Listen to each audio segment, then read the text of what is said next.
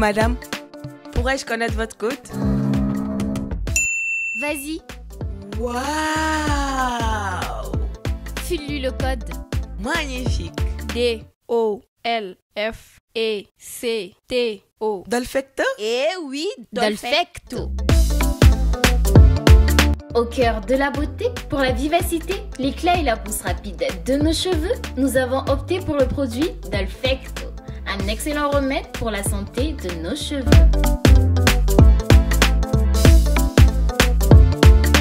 Dolfecto! Salam alaikum wa rahmatullahi wa barakatuh. Éclat TV kanumbaw aw bɛɛ lajɛlen salam alaikum. Aw bisimila Éclat TV kɛnɛ kɔnɔna na. Aw ka émission mandi ni o ye musoya émission ye. Musoya émission bi surprise belebeleba de b'a la. Surprise min b'a la, mun de la k'a fɔ aw ɲɛna ka kɔrɔ. Ngo an ka kɛnɛ in musow dɔrɔn tɛ, cɛw fana b'a la. O hokumu kɔnɔna na, Éclat TV y'a kanu bi ka mɔmɔli kɛ, ka wolomali kɛ, ka cɛ fɔlɔ dɔ ta bi. Bi ma ɲinɔ dɛ. Aw ni ne an ka jɛ ka Nabila Umar Kulubali ka bisimila. Éclat TV cɛ tako fɔlɔ kɔnɔna na bi. Umar Kulubali i bisimila Éclat TV sanfɛ. Ça. Kori basi t'i la? Basi foyi tɛ yen, alhamdulilayi. I b'an ka kɛnɛ kɔnɔ bi dɛ. Oui. N'Ala sɔnna. I bɛna assurer. N'Ala sɔnna. K'a assumer. D'accord. Éclat TV filɛbagaw, an b'a yira u la toujours tuguni k'a fɔ ko a ma ban. Bi mɔgɔ fila de bɛ ne bolo kɔrɔ. An ko kɔni an bɛ cɛw ta kuma o kuma, an bɛ muso dɔ ta. N ko bi ye débat de ye. Bi débat in ma nɔgɔn dɛ. Bi ye débat min fɛnɛ ye, an y'an bolo kurukaraka don palan kɔnɔ ka munumunu. An taara an yɛrɛ sɔrɔ fo Faransi diaspora o b'an bolo kɔrɔ yan nɔ. Ni aw bɛɛ b'a dɔn TikTok sanfɛ n'u b'a fɔ a ma ko Ramses Ramata Sumaworo Madame Fane, ale fana a b'an ka kɛnɛ kɔnɔ yan bi. Tanti. Ramses. I bisimila. Nse a diyara n ye. I ye n wele a diyara n ye. N ka foli bɛ Éclat TV mɔgɔw bɛɛ lajɛlen ye. N bɛ n faw fo, k'an baw fo, k'an kɔrɔw fo. N tɛ ɲinɛ surtout n ka abonnéw ani tanti ka abonnéw ani Nabila Umar ka abonnéw. N ka foli b'aw bɛɛ lajɛlen. Yarabi Ala ye débat sigi hɛrɛ la, Ala k'a wuli hɛrɛ la. O diyara n ye kosɛbɛ. Donc k'an bɔra kunu yɔrɔ min na an ka segin ka taa yen nɔ o kɔrɔ k'a diyara de. Aw yɛrɛ ɲɛ b'a la belebeleba fila de bɛ yan bi. Cɛw aw pɛrɛlen don wa? Kojugu. Est-ce que cɛw aw pɛrɛlen don pour aujourd'hui? Parce que bi ma in c'est 2 contre 1. O don. Tanti a da tɛ to an na dɛ. A da tɛ to an na dɛ tanti. An pɛrɛlen de don. N kɔnɔ falen de don fo n k'a bɛɛ kongo bi. N'Ala sɔnna a ma. Bi ye sini y'a lakale ye tanti. Basi tɛ. Awɔ. Téléspectateurs komi yɛrɛ ma daminɛ. Hali ni maa naani ne kelen bɛ se tanti. k'a siri. Bi ye sabula sini y'a fɔra ko cɛ lakale. kelen yɛrɛ bɛ se ka muso naani ta maa fila dɔrɔn o tɛ se ka ne lajɔ an ka taa fɛ. O tuma na a y'an suivre. N'a kɛra cogo min na n'a sɔrɔla mɔgɔ min gagnera aw b'a bila commentaire jukɔrɔ. An bɛ émission musoya kɛnɛ de kɔnɔna na. Musoya kɛnɛ kɔnɔna na bi débat cɛ ko a fɔra ko cɛ ka muso naani de ta. Anw ye fila de anw t'ale kɛɲɛ. Anw dun fana ye fila min ye. A tɛ k'an na dɛ, on est prête. I mana kɛ cogo cogo muso mana kafa cogo cogo kamalenkɔrɔ de b'i mara. Kamalenkɔrɔ mana kafa cogo cogo kamalenkɔrɔ mana kafa cogo cogo a bɛ kɛ muso de bolo. Ayiwa basi. A bɛ muso de tɛgɛ kɔnɔ a b'a kama ne kɔrɔ. O ma tanti an b'i bolo. Bisimila. Bi ta tɛ kɛ basi ye k'a na bɛ dɛsɛ tanti. Donc n ka confiance da i kan. Total confiance totale tanti. Toto an ka taa fɛ dɔrɔn. Voilà confiance toto. An ka taa fɛ dɔrɔn. Éclat TV filɛbagaw ayi ne kɔni b'a dɔn ne ka chef y'a lawuli min kama bi ko cɛ kelen tɛ ta ko ka cɛ ni muso ta. Ale bɛ ka débat mun ɲini bi dɛ ne ka chef e fana b'o sɔrɔ bi téléspectateurs fana bɛ caman sɔrɔ a la. N bɛna ɲininkali tekun fɔlɔ an ka tekun sotigi la. Sotigi e bɛ an ka kɛnɛ kɔnɔ yan bi an dun b'a ye k'a fɔ ko cɛ muso filatigiw olu tilennen tɛ dɛ. O don. Tiɲɛ tɛ? O ye tiɲɛ. Aw tilennen o ye soso fagalan de ye. A caman tilennen tɛ. Est ce que a bɛɛ de tilennen tɛ yan? A caman de tilennen tɛ nka a caman bɛ yen a da bɛ bɔ aw yɛrɛ fana la.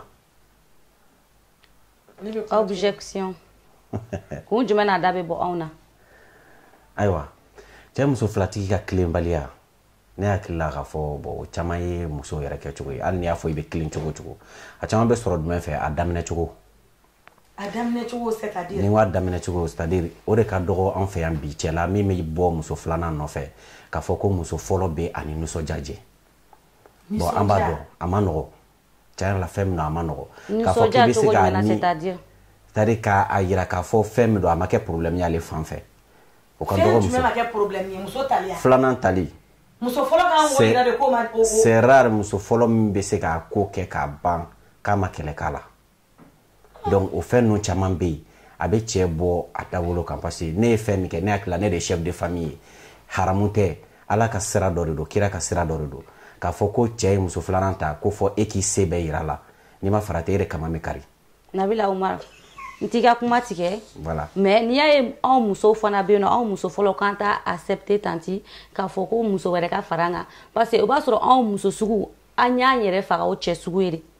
Très bien. An y'an yɛrɛ faga o cɛ sugu ye de c'est-à-dire que depuis ni ko daminɛ o b'a sɔrɔ fɛn t'a dɔw bolo fɛn t'a dɔw bolo i b'i yɛrɛ faga de ka nafolo ɲini k'a d'a ma a ka projet daminɛ kuma a b'a ka projet kɛ n'a réussira muso filanan o tɛ jigin kariya a fɔ kelen voilà an b'an to an ka jeunesse ya 12 la an b'an ka école la an bɛna se an ka école ban wagati ma k'an bɛna an ka baara n'an ka diplôme sɔrɔ an tanti i b'i yɛrɛ faga o cɛ k'i ka école dabila ka boli ka taa ka furu la a bɛna n'a ye ko nin sɔrɔ a bɛna mun kɛ Nabila Umar kana ɲinɛ dɛ a bɛ mun k'i sara ye muso filanan wabaw muso filanan tɛ haramu ye haramu do an b'a fɔ ko haramu do c'est-à-dire que cɛ dɔw yɛrɛ de bɛ yen nɔ muso b'u yɛrɛ faga o ye u t'a dɔn tanti n'a y'a to n ka kuma an bɛ ɲɔgɔn ye muso filanan tɛ haramu ye ko kɛcogo de bɛ ko ɲɛ ko kɛcogo bɛ ko tiɲɛ cɛ caman fana bɛ yen o foti b'an na n'u donna muso filanan ko la u bɛ taa fɔlɔ de lagosi a ye o de y'olu ka muso ɲini cogo ye caman bɛ yen o bɛ na ni bɛnbaliya ye depuis o muso ma don o ye dɔ in défaut bɛɛ dɔn ka ban fɛn min a bɛ min kɛ cɛ la min man d'a ye ale y'o bɛɛ dɔn défaut fɛn fɛn b'a de la cɛ bɛ t'o bɛɛ fɔ a ye o bɛ an cɛ dɔw la mais o tɛ cɛ bɛɛ jogo ye bon dɔw muso caman fana de ta ye olu de tɛ a fɛ fiyewu dɔ ka fara olu kan k'a sɔrɔ e dun don kuma i bɛ jɛn ni a ye i bɛ jɛn n'a ye ka accepter kaɲɛ saba déclaration bɛ taa kɛ don min na i b'a fɔ ko i bɛ jɛn n'a ye i bɛ jɛn n'a ye ka accepter ni cɛ b'i respecter a b'i bonya parce que muso filɛ nin ye muso ye cɛ kɛ a fɛn bɛɛ de i b'a fɔ k'a wolofa tanti ni muso b'a cɛ fɛ n'a y'a diyaɲɛ cɛ yɛrɛ sɔrɔ i b'a ko k'a jɛ i b'a dumuni i ka sokɔnɔna suma tɛ bɔ mais o tɛ se ka ça c'est ton devoir o tɛ se ka cɛ bali ko cɛ tɛ filanan ta o c'est ton devoir en tant qu'une femme c'est ton devoir ka se ka non mais c'est un devoir de le faire mais des fois il y a des hommes qui prennent des femmes sans raison aussi parce que je veux non mais il doit pas avoir une raison pour que ka muso filanan ta non raison foyi man ka sɔrɔ ni cɛ min ko n bɛ ka muso filanan ta parce que n ka muso fɔlɔ bɛ tan kun t'i ka muso filanan ta la cɛ kan ka muso filanan ta parce que ko mago bɛ muso filanan na bi mais o ye mago jumɛn de ye non mais cɛ kelen o kelen ka kan ni muso naani de ye ni min danna kelen est-ce que kuranɛ kɔnɔ yɛrɛ a fɔra ko muso naani ta ko jagoya don wa jagoya tɛ ni i bɛ se de i b'a ta non foyi t'a yir'e la k'an tɛ se an b'a ta k'a lajɛ de ayi o tɛ se mais an tun t'a dɔn k'an bɛ se kelen kɔrɔ n'an sera n'an ye kelen ta an bɛ filanan kɔni essayer k'o lajɛ visi dɔrɔn de don koyi non c'est pas ça attendez cɛ ka muso filanan ta wa cɛ ka to kulonkɛ la de ni cɛ ka to hali n'a dɔw ye muso filanan ta ka naaninan ta a b'aw bɛɛ to so kɔnɔ ka tila ka bɔ ka taa sunkuru tigɛ non mais ça c'est pas ton problème o y'ale ni ala cɛ de ye mais je suis ta femme c'est mon problème non le problème attendez le problème est que i cɛ ka se ka a ka hakɛw dafa i ka hakɛ minnu b'i cɛ fan fɛ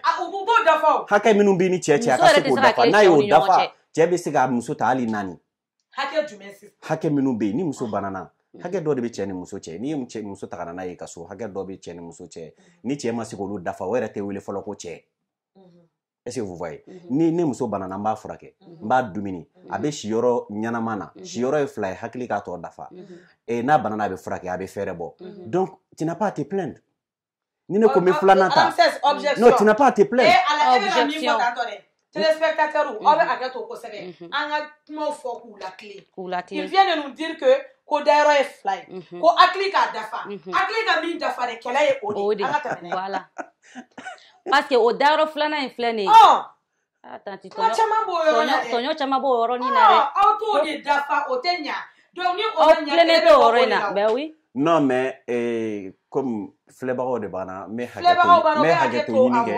ni Oyoro de Do, si ça ne va pas là-bas, c'est-à-dire, il manque à Flananta. Voilà! Si ça ne va pas, c'est-à-dire, si un homme, c'est un pas, je sais pas comment on dit ça, et physiquement, si ça ne va pas, tu dois pas chercher à prendre une deuxième femme.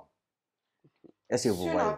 Donc, maintenant, Oyoro te, ne connaît pas d'enfant. Malien tche ka soro fembe alla Oyoro la, abomadi muso Flanan en fait.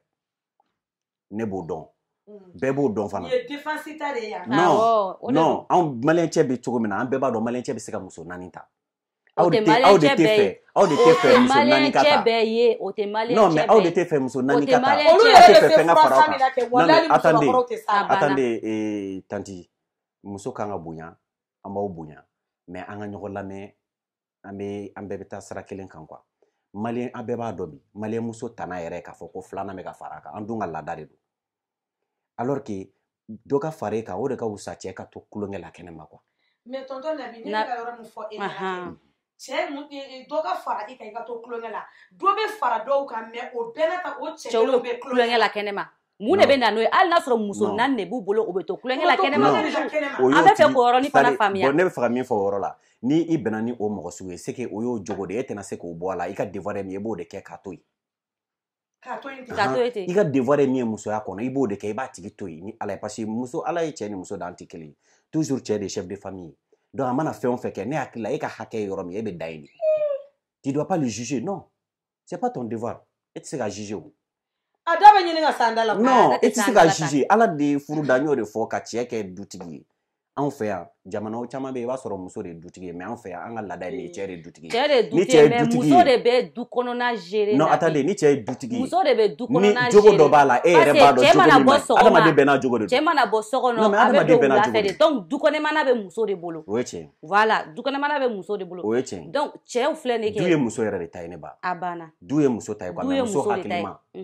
du ye muso hakilima de ta ye aw sisan muso ko furu tɛ jɔn kana siran tanti kana siran da tɛ to an na sisan muso aw ko furu tɛ jɔnya ye alors que muso min y'a yɛrɛ kɛ jɔn ye furu kɔnɔ o de cɛ b'a kɛ masamuso ye ayi muso a banna non mais i bɛ a sara sɔrɔ a banna wa b'a fɔ hali n'i bɛnna ni inconscient barika non attendez n'i bɛnna ni cɛ inconscient ye n'i y'i da n'a m'a dɔ ye ala b'a dɔ ye i den bɛ barika mais a fɔra aw ye aw nana sɔrɔ ni bamanankan bɛ yen jabɛti bilila k'i muluku ka k'i da so kɔnɔ k'i faga fu awɔ o de don ni cɛ m'a dɔ ye a nana o bamanankan sɔrɔ k'a fɔ ko ni cɛ i ma cɛ tɔnɔ dun i bɛ den tɔnɔ dun mais aw ko de bi mais hali sisan i bɛ muɲu i tɛ den tɔnɔ dun dɛ i tɛ cɛ tɔnɔ dun i tɛ den tɔnɔ dun non mais o bɛ bɔ cɛ dɔw de la parce que i b'i yɛrɛ faga u ye ka muɲu u ye ka fɛn bɛɛ lajɛlen k'u ye c'est à dire que n t'a dɔn n bɛna fɔ cogo min na quoi mais fɛn ye fila de ye n bɛna ɲɛfɔ kelen tɛ muɲu bɛ yen sabali bɛ yen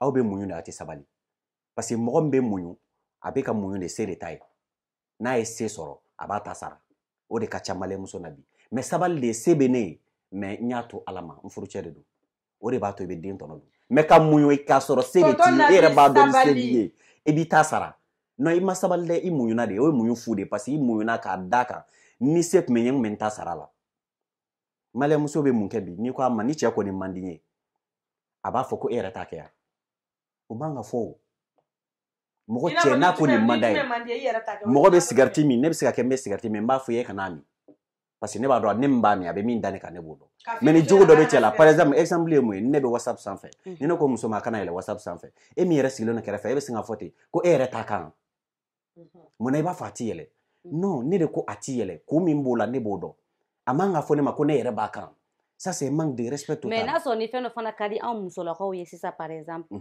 ne Ramses filɛ tiktok ka di ne ye bon e b'a kan ni ne fana ko a chérie tɛ tiktok to yen nɔ ne fana b'a dɔn kun min fana bɛ tiktok la mun na aw fana bɛ ban o ma non n'i bɛ fɛ k'a fɔ ne k'a to yen kɛcogo b'o la o muso hakilima bɛ cɛ nɛgɛ fɔ ka bɔ fɛn dɔ la fɛn min ka d'a yɛrɛ ye non parce que non ah oui ni fɔ n'i ma da i ka musoya la objection e ko sisan nɔ tonton Nabi ko ni e bɛ whatsapp kan e tɛ fɛ e muso ka don whatsapp kan muso bɛ sin k'a fɔ tout de suite muso dɔw yɛrɛ bɛ to discussion dɔ la u bɛ bɔ a kan parce que a man d'u cɛ ye mais pourquoi ni anw ko k'aw kana min kɛ aw b'o kɛ Non, mais au cas ordre de marchand fait parce que pourquoi ça va dans les deux côtés, ça va dans les deux côtés. Mais a une kononga idée avancée mec fera min fois ba la mede. Ni ne ko état te marché ne fait mona ni ne ko e ka boaka. Et sera fone ka boaka. Il se peut que ne ka faire do de tourner sans fait. Ah mais il se peut que on fona WhatsApp non, e ka faire bébé. Non, e ka faire bébé ne kan. Ni ne ko e ka bom ga e bo kan.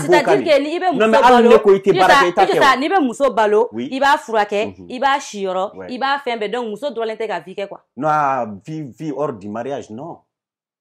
Il doit l'intégrer à WhatsApp sans l'autorisation de ton mari. Non. Les TikTok sans je suis pas d'accord. Non, mais moi je suis pas d'accord. Attendez, anti islamé jamana de kan. Nyemoko de bana. No ye anga doni bako yi. Na ya uja abisika gere doni bako la ku nyinga. Mais doni bako de fana ko. Doni bako de ko. Ay ko taw muso tala aw muso ka ko taw tala. Obe furu sinsi. Non, muso de kan ko to tala. O koro to kain. Muso de kan ko to tala. Chef na kan ko to muso tala. Ça va dans les deux côtés. Non, attendez, chebe ko to muso tala na soro muso kele no ko to tala. Chebe muso sago ke na ya soro muso kele no ka che sago. Non, mais akoko chede ka sago ke ka soro au che sago ke. Ai e ma wa mia. E ko si sa ko muso ka WhatsApp to muso be WhatsApp to no. Ni na fana ko shedi TikTok to et TikTok to muna. Alors que moi j'ai décidé de laisser WhatsApp pour toi.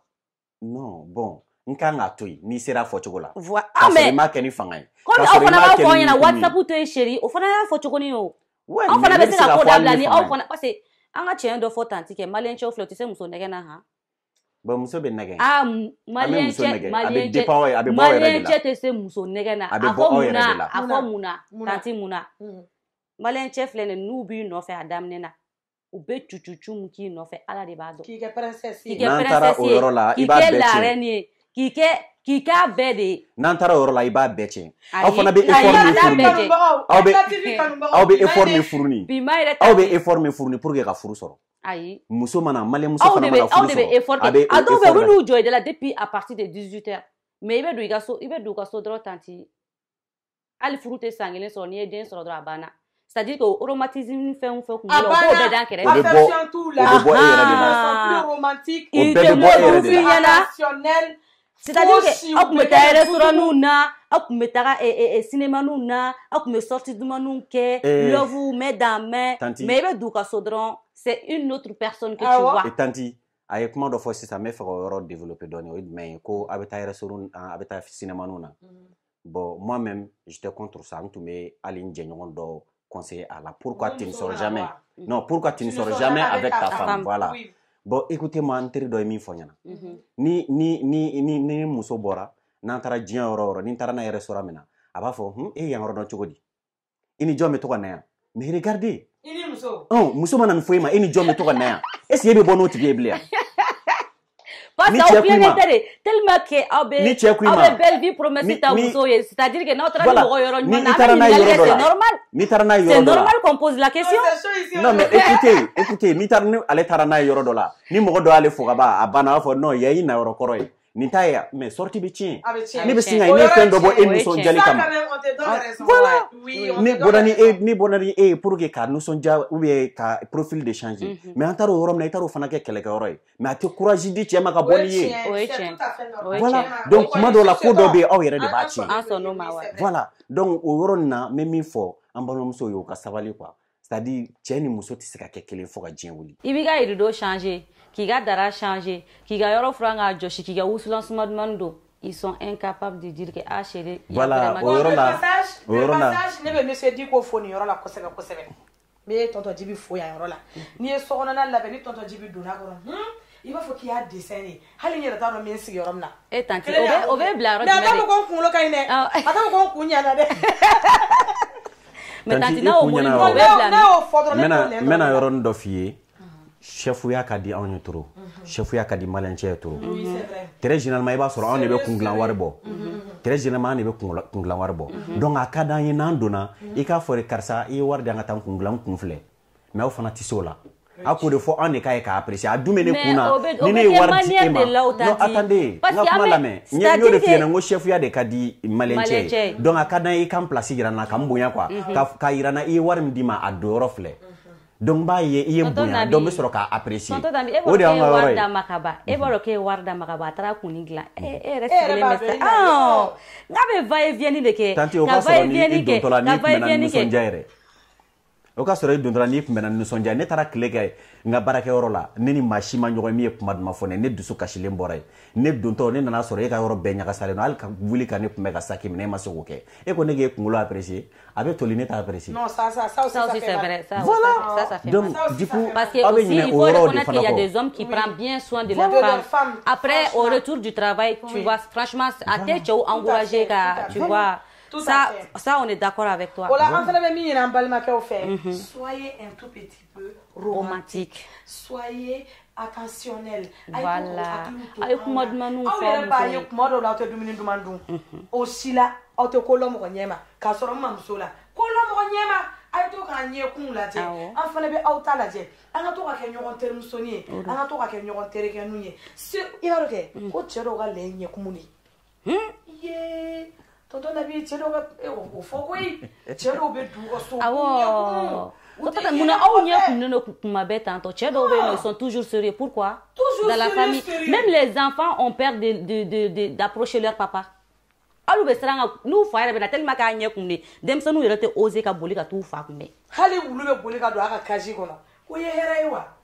Bon caman bɛ yen o bɛ sɔrɔ baarakɛyɔrɔ la caman bɛ yen i bɛ bɔ i bɛ taa fɛn ɲini na ma fɛn sɔrɔ caman bɛ yen i jigi tun bɛ fɛn dɔ kan o ma sɔrɔ o dusukasi b'i kan i ɲɛ kumunen bɛ na so o ɲɛkumun bɛ tigɛ muso kɔrɔ fo muso k'o faamu ni i y'a tigi ɲɛ kumunen e dun y'a kunbɛn k'a bɛrɛbɛrɛ k'a sigi i ye dumuni d'a ma i ye koliji d'a ma donc après a ɲininka hali n'a ko foyi i timinanja o bɛ se ka fɔ cɛ dɔw tɛ ɲininka dɛ o tɛ ɲininka dɛ c'est-à-dire que u ka habitude yɛrɛ de y'o ye de mɛnɛ quel que soit dɔw jara o dɔw ma ja o ɲɛ kumunen don o cɛw bɛ yen dɛ o cɛw bɛ yen dɛ mɔgɔ furu fana kɛ kun ye mɔgɔ ni mɔgɔ ka kɛ ɲɔgɔn kan ka san caman kɛ a kun ye pour que aw ka ɲɔgɔn dɔn ni partenaire k'e dɔn ka ban ka étudier ka ban e yɛrɛ de b'a dɔn n'i y'a tigi ye o cogoya la i kan ka mesure min ta mais a ma fɔ ko n'i fana ye mɔgɔ ɲɛ kumunen k'i fana k'i ta kumu aw dun baaradaw de ni mɔgɔ ɲɛ kumun na aw fana b'aw ɲɛ kumun awɔ don dɛ voilà bon o tɛ solution ye o mais non mais attends mɔgɔ min mago bɛ solution na a ka problème na est ce que o b'o kɛ wa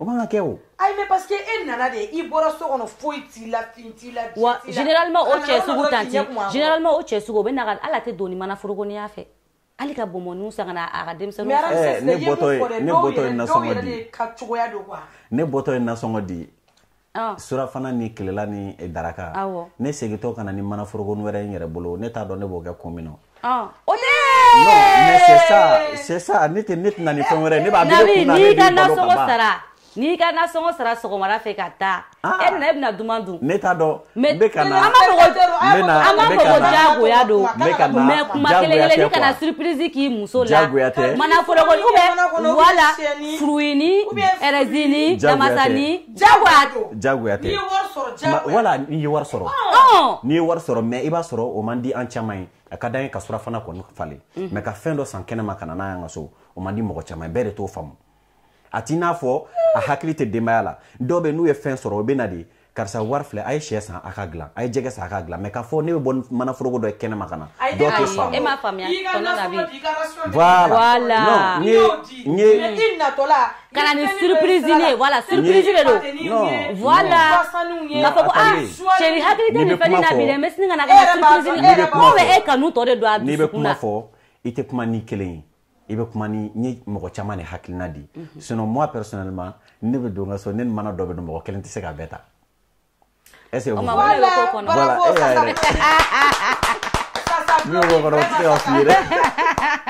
bravo cɛw a y'a lajɛ an b'a yɔrɔ la toujours k'a fɔ ko aw sɔgɔlen don Eclat TV de la Eclat TV ka cɛ invité la première fois aw bɛ ka émission sɔrɔ cogo di vous trouvez l'émission comment aw b'a bila commentaire kɔrɔ n'o y'a sɔrɔ la ni ɲɔgɔnna débat sugu ka di aw ye programme kɔnɔna na mɔgɔ caman de prévoilen don ni ala sɔnna ma an bɛna débat in kɛ ni mɔgɔ fɛn fɛn kɛlen don k'i ka tomata sɔrɔ débat in kɔnɔ i k'a bila a la parce que a mana kɛ cogo o cogo an bɛ ka kuma min fɔ a bɛ tagama dɔ kan a bɛ don dɔ ka so kɔnɔ donc n'a tagamara mɔgɔ min kan n'a donna mɔgɔ min ka so kɔnɔ i k'a bila commentaire kɔrɔ ni ala sɔnna ma Ramses n'an bɔra o yɔrɔ la e ma ne ɲininkali kɛ dɛ ayi Dolfecto Dolfecto, voilà, Dolfecto. Et repousse rapidement des cheveux. Merci beaucoup. Ni, après conseiller de bois, il faut kabako. A pointu ni flâner tantôt, tu connais. T'as l'air de noyer. Il va ni d'aller. Qui ou le sera bodron, katada kono. Kasoro ka massage kala. Est-ce qu'on t'entend dans une sauté couille? Al namu conseiller bois. Allah, ame doni kala dron, kamase, abe ya calcaire nous, kabamugu nous meke ya kanga shawula jati souchila. Oh mais amina ni descend. Oh, amo tija kan descend. Muso doronte kwe. Nandura kan kanga papa cheru kungolola. Surtout nous kungana ere. Moro ni massage. Ube kantai tasi. Ube kantai. Yoro. Yawo. Dolfecto. Imana muso doron kama. Chewe ba awo. Tono na biero ka le tan kile ya gaso. Ne tan kile. Kata la ga sheri. Yoro, kata di madame Kuluma. Madame Kuluma mana itimi nandia. Awo. On yara fona Ramses na klala. Anta nebe chama che kata na ife. Ife France. Kata ke inumunge kungulola. Odo. Ko bara bane.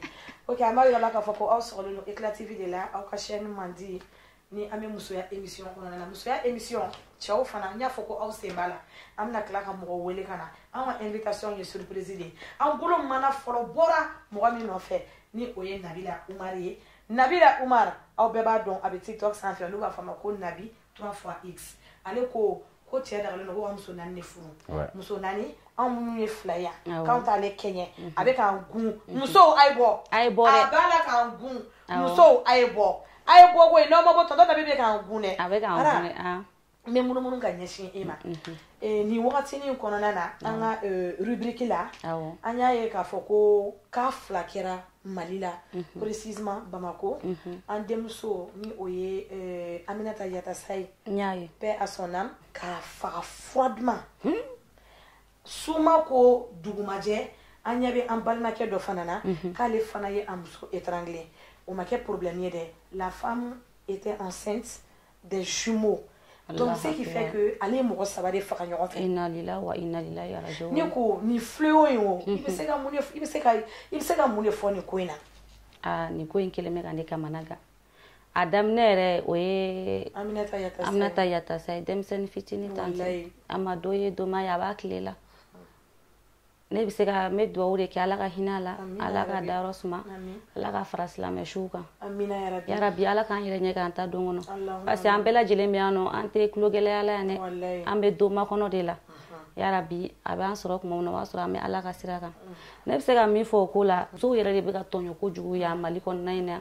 Dem senu be ka tunu kuma be. Kuma be muso do bulo dale ma kuna ka kule. Na de ma sa wasura o che o faga. Ka chi ka faga. Franchement, c'est triste. C'est triste. Donc, ne be minini o état oui. Sécurité bene, mais franchement, ara essayer ka do fra sécurité ka alisa. Aw baw kama, aw muso kama, abalma muso kama. Awo tanti ne be se ka o refo. Finalement avec mi a muso étraglé flanina. O te kafria. Il dit que c'est pas sa première fois de quand muso were be no ko ayo de ke ola. Donc lui-même, il se vantait avec ça. C'est ce que moi, je me dis. En tant que, ils se disent que je le fais. Voilà, je vais le refaire. Quelque temps. Mais bon, ni sanction matani kola. Ate dabla. O la me mi fo autorité. Asimi ma selare. Wa amunu yerebe ko kan me asimi supporter. Ama supporter bien, ama supporter sini. D'offre la sécurité. Il faut parce que moi je pense que mon monument est gratuitement ou t'es qu'à punir assez quoi. Punition t'es qu'à d'or comme il faut. Oui. Ne me fait ni mon monument que boloka d'or ou d'or prison à vie. Comme moi t'as l'a dit quoi. Avec fierté en plus.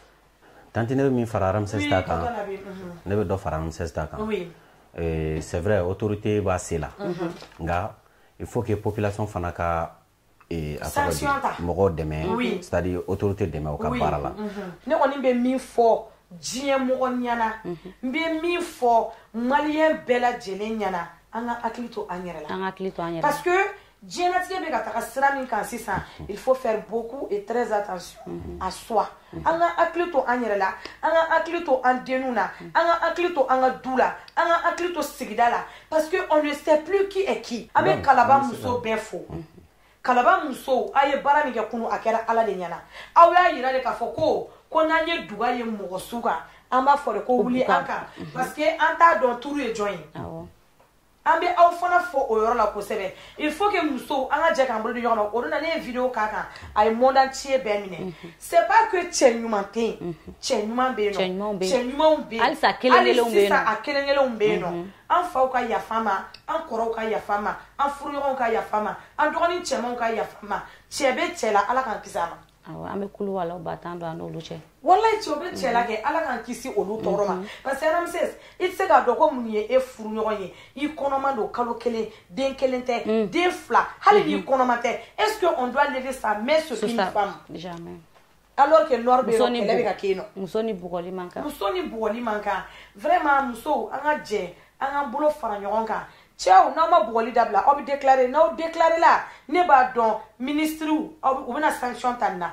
président minnu bɛ fɔ sanfɛ bɛɛ bɔra ni kalama ko min bɛ dogo diɲɛ kɔnɔ ni réseaux sociaux b'a bɔ yen na bi o ko foyi tɛ yen o tɛ yen nɔ bilen o ko foyi tɛ yen nɔ donc o siga ani o hakili fila o ka sama ka bɔ aw la pewu a y'aw jija a n'aw musoninw kan ka bɛn aw ka don da kelen fɛ aw ka bɔ da kelen fɛ a bɛ denmisɛnninw ka éducation ɲɛ a b'a ɲɛ Eclat TV kanubagaw an b'a yirala toujours k'a fɔ k'aw sɔgɔlen ni Eclat TV la publicité kɛlaw o sport kɛlaw o aw bɛ fɛ ka baara fɛn o fɛn min kɛ aw bɛ fɛ ka partenariat kɛ o aw bɛ fɛ ka sponsoring kɛ o Eclat TV ka dayɛlɛlen don aw bɛɛ lajɛlen ye ni ala sɔnna ma aw bɛɛ k'aw bisimila an bɛna numéro bila barre description na en cas de besoin aw bɛ se k'an contacter ni ala sɔnna ma Ramses an b'a munumunu ka se tonton Nabi fɛ yen nɔ an tonton Nabi bɛ ɲɔgɔn na dɔɔni dɔrɔn parce que sɔɔni sisan wagati bɛ na se donc yanni wagati ka se tonton Nabi cɛ minnu yɛrɛ cɛ minnu ka jugu musow ma i tɛ dɔɔni fɔ an ɲɛna o la wa parce que muso dɔw bɛ yen nɔ Ramses u bɛ diɲɛ fɛn bɛɛ kɛ pour que k'u ka foyer protéger u bɛ ko bɛɛ kɛ pour que u ka sigi u ka furu la mais u ni cɛ ɲuman de tɛ bɛn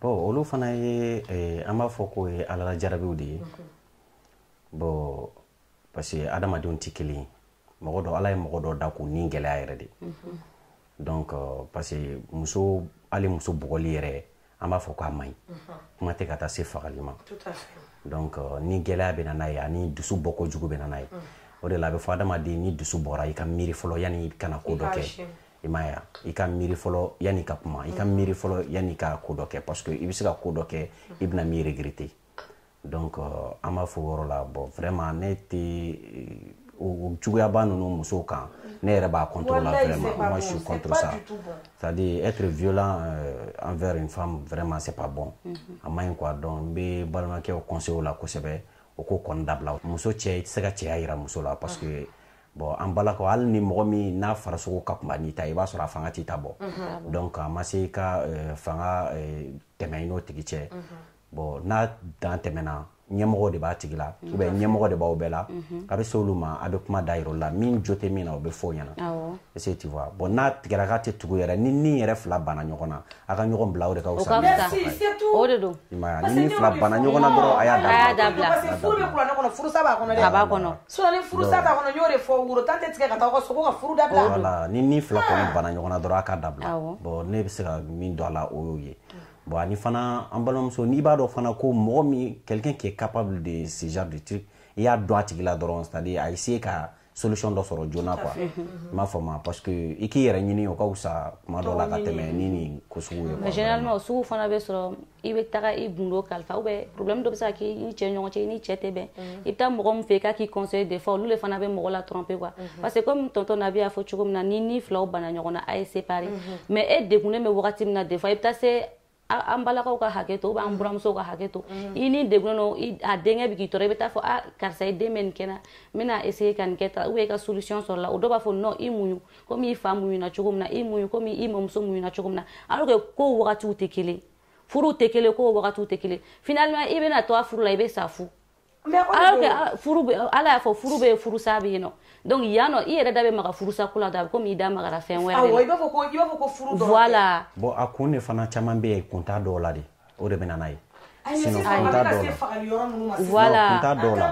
kun t'a dɔw la e ka kuma kɔnɔna la i y'a yira k'a fɔ ko an balimamuso min fagara Kalaban kɔsa in na k'a fɔ ko cɛ kun siɲɛ fɔlɔ tɛ nin ye mais comment se fait-il que cɛ min delila ka muso dɔ faga o tigi kelen man ka muso wɛrɛ sɔrɔ o dugu yɛrɛ kɔnɔ ou bien muso yɛrɛ man ka sɔn ka furu cɛ sugu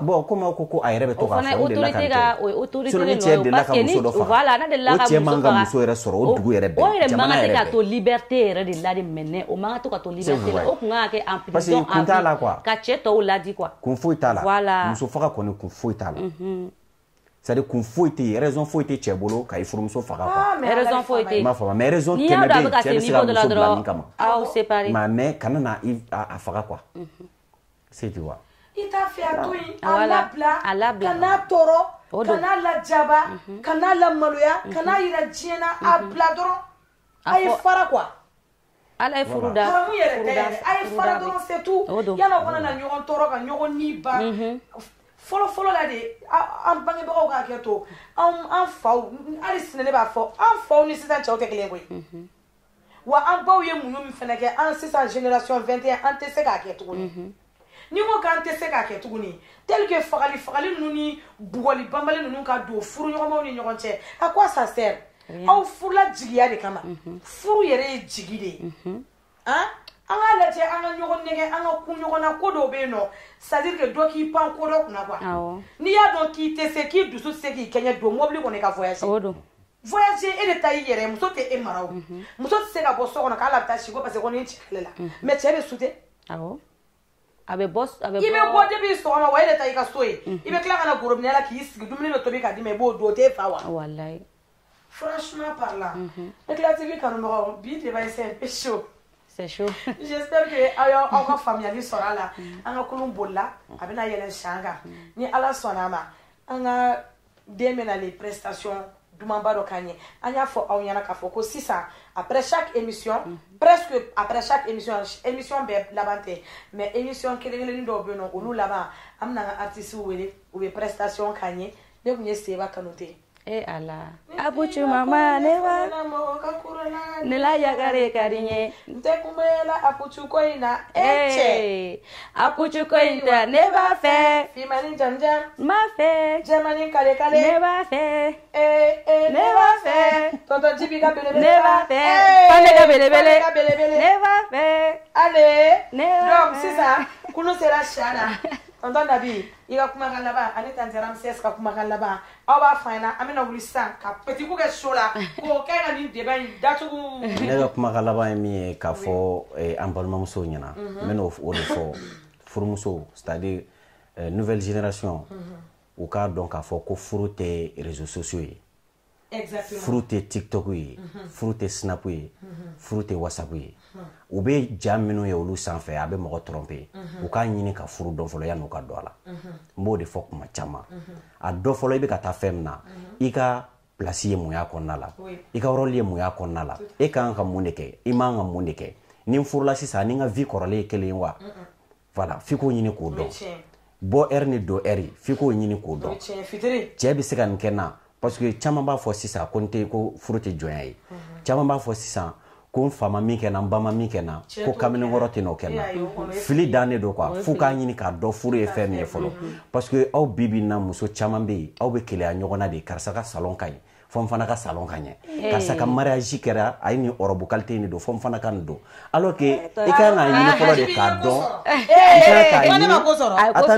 i ka kan k'a ɲini de k'a dɔn fɔlɔ furu yɛrɛ ye mun ye yanni ne ka taa ko n bɛ taa ɔrɔbuba don furu tɛna da yen yanni k'a fɔ karisa bɛ salon ɲɛnama kɔnɔ i k'a ɲini k'a dɔn fɔlɔ furu ye mun ye parce que e tɛna taa furu salon ma o ni i furula i tɛna taa si salon kɔnɔ i m'a faamu wa donc n bɛ karisa fana ye a n'a cɛ bɛ ka vidéo kɛ o bɛ bɛɛ diya la ne ta tɛ se k'o kɛ a dɔn k'a fɔ ko olu fana ta o ye waatini fitini de ye o b'o vidéo kɛ a t'i n'a fɔ ko problème tɛ yen ni dɔw ye dɔ ni a terimuso dɔ n'a cɛ ka snap lajɛ u ka statut la a bɛ kɛ komi u ka sa o bɛ aigri u cɛ kɔrɔ a t'a dɔn k'a fɔ ko problème bɛ sɔrɔ olu fana ni ɲɔgɔn cɛ mais o muso dɔw bɛ yen i bɛ taa sɔrɔ voilà donc u t'a dɔn fana k'a fɔ ko problème bɛ sɔrɔ hali olu fana ni ɲɔgɔn cɛ mais kuma dɔw la o muso dɔw b'u ka problème da kɛrɛfɛ k'u n'u cɛ snapper k'a bila u ka statut la pourquoi i yɛrɛ tɛ se k'o kɛ surtout tante Nabi i ka nin yɔrɔ diyara n ye kojugu surtout sinamusomaw sinamusoba dɔw bɛ yen nɔ u bɛ na cɛ jagoya ka snapu kɛ k'u kɛ tan tɔ ka to k'u kɛ tan ka dɔ in kɔrɔ ma tigɛ e mun tɛ ko kalama o bɛ t'o bila ka page kɛ e bɛ yɔrɔ bɛɛ kɛ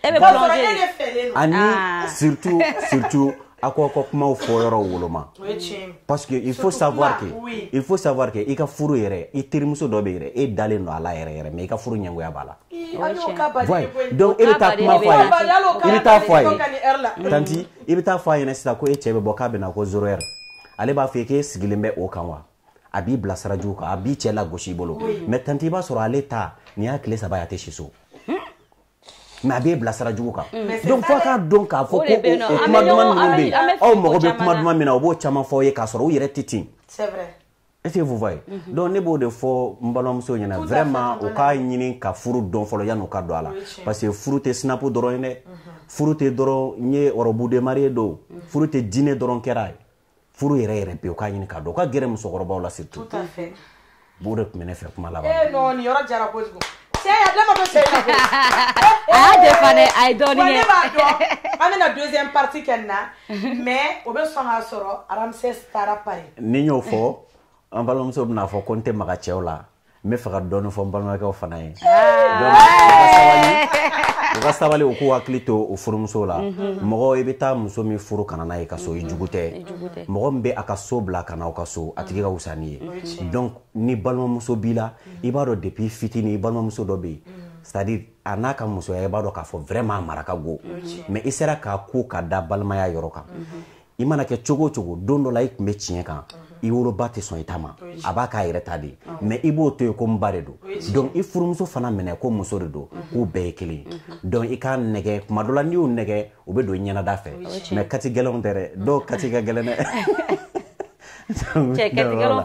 cɛw ka sabali musow kɔrɔ vraiment furu fana ma nɔgɔ quoi fɔlɔ muso de tun bɛ sabali furu la mais bi ni cɛw ma sabali dɔrɔn furu tɛ tile 3 sɔrɔ voilà donc o de tun bɛ fɛ k'a fɔ n balimakɛw ɲɛna voilà donc il est revenu sur la raison a fɔ ten tɔ oui sur la raison tubabukan in filɛ nin ye aw mana couper k'a fole dɛ a kun y'a a kalabucɛ an yɛrɛ ja tigɛra o parce que a nana don ni vitesse ye a dun y'a fɔ ko a tɛ siran ɲɛ c'est ça a ye kangari da depuis n'a daminɛ mais n b'a dɔn il faut que aw ka sɔn filanan ta ma dɛ parce que an tɛ ɲɛ o yɔrɔ de la a bɛ sɔn de ma non fo ka sɔn filanan ta ma non a ma ɲi a ye sɔn ma quoi ayi an bɛna min kɔni f'i ɲɛna a ye sɔn ma non bɛɛ tɛ tanti bɛɛ tɛ quoi c'est à dire ala ma cɛ bɛɛ dan ka kɛ cɛ fila muso fila ta cɛ yɛrɛ ye mais ni ala y'a don min garisɛgɛ la il faut accepter kana ko kɛbali kɛ non ni ala ye muso min garisɛgɛ tanti ni ala ye muso min garisɛgɛ sinamuso la a accepter quoi i ka foyi tɛ n'a bali n'i ma farati i yɛrɛ bɛ to a da fɛ parce que aw bɛ taa mori jugu fɛ aw bɛ taa soma jugu fɛ aw laban olu b'aw kuma yɛlɛma k'aw u yɛrɛ muso mais aw b'o muso filanan ta après aw b'a ɲini kɛnɛma toujours non ne y'o de f'i ɲɛna an kana segin o débat kan sa an kana segin o kan an kana segin o kan e dun seginna filanan kan non n bɛ k'aw hakili jigi de parce que o fɛn filɛ nin ye o tɛ se ka éviter quoi o tɛ se ka éviter fo a k'o yɔrɔ de accepter ayi o tɛ se ka accepter o débat in tɛ réchauffer yan nɔ parce que an tɛ débat in tɛ réchauffer o tɛ réchauffer dɛ ayiwa filanan ko kuma in o ziiri in dɛ i kun y'o bila kana mago la o bila yɔrɔ la yen nɔ an tɛ fɛ k'o mɛn an tulo la aw tɛ k'o mɛn téléspectateur ne yɛrɛ bɛna n terikɛ est ce que aw bɛ muso filanan ko in aw b'a fɛ yan n bɛna n terikɛ ni minnu b'a fɛ olu k'u bolo kɔrɔta n bɛna n terikɛ Mr Fane ye o kuma ma ɲɔgɔn sɔrɔ dɛ Mr Fane kɔni ne bɛna n terikɛ ye o n teri ka n terikɛ Mr Fane ye kɔni a mɛnna o yaasa n bɛ se ka kɛ contact ye yanni faransi cɛ an tɛ taga an ka seba kanu tɛ lamɛn a banna an k'ale to yen nɔ Mr Fane ka apucu a banna Fane ka apucu ani Jibi ka apucu a banna donc chers téléspectateurs an b'a yira u la k'a fɔ ko an ka baro in a banna yan nɔ bi mais ni ala sɔnna a ma je vois que tonton Nabi bɛ ka baro kɛ tasuma bɛ ka ɲaga de an bɛna deuxième partie kɛ nin na ni ye n bila yan ni ye n bila kuma na yan ni ko n bɛ kuma an bɛ si yan koyi donc an ka kɔn k'a tigɛ o de ka ɲi donc a b'a tɔ réservé inchallah ni a y'a sɔrɔ Ramses bɛ yan an bɛna ɲɔgɔn sɔrɔ plateau sanfɛ yan an bɛ nin débat tɔ lase parce que tonton Nabi ye yɔrɔnin dɔw fɔ c'est un débat furumusow a b'aw comparer ɲɔgɔn na sanɔgɔnna dɛ dumuni dɛ cɛ bɔra dɛ cɛ parila dɛ cɛ m'a don tan dɛ cɛ m'a bɔ tantɔ dɛ tonton Nabi a duguma kuma yɛrɛ ka jugu ni bɛɛ ye donc me mɔgɔ damadɔ dɔn olu fana ye o kɛ tanti yɔrɔnin dɔ bɛ kɛ ni nana sigi ka plateau ka wuli ka sɔrɔ m'a fɔ n bɛ n balimakɛ o tɔɲɔ an ka bi muso fitininw ni i n'u cira ɲɔgɔn na tilegan fɛ aw cira ɲɔgɔn na wulada fɛ aw cira ɲɔgɔn na surafana donyɔrɔ la